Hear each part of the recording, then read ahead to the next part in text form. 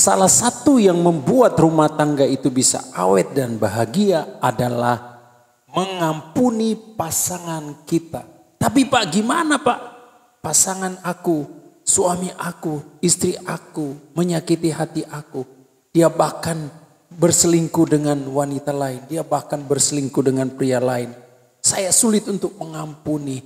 Tapi saya mau katakan, jikalau rumah tangga kita ingin dipulihkan, ingin lagi berjalan dalam kasih dan kehendak Tuhan, maka kita harus saling mengampuni. Memang pasangan kita mungkin pernah jatuh, memang pasangan kita mungkin berbuat salah.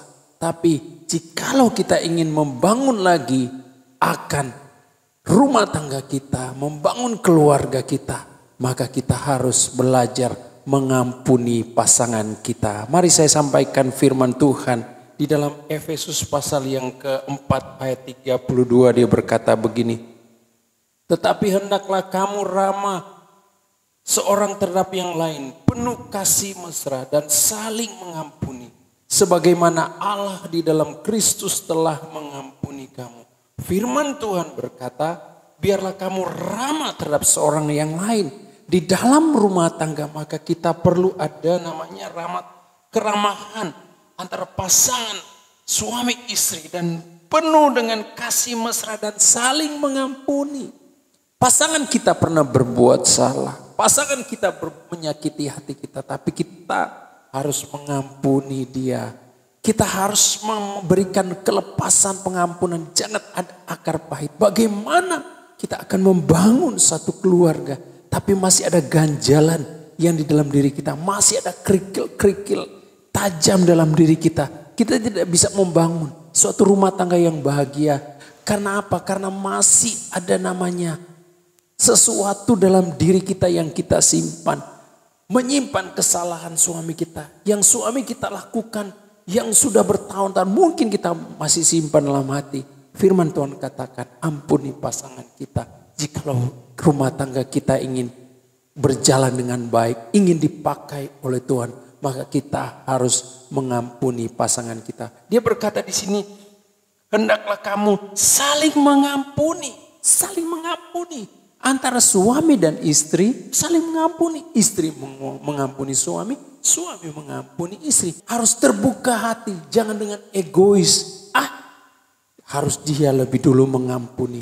Harus dia dulu datang menyapa saya, baru saya mengampuni. Tidak, kita harus memberikan lebih dulu pengampunan kepada pasangan kita. Sehingga rumah tangga kita akan berjalan dengan baik. Satu ayat lagi saya sampaikan kepada kita saat ini. Kolose 3 ayat 14 dia berkata begini.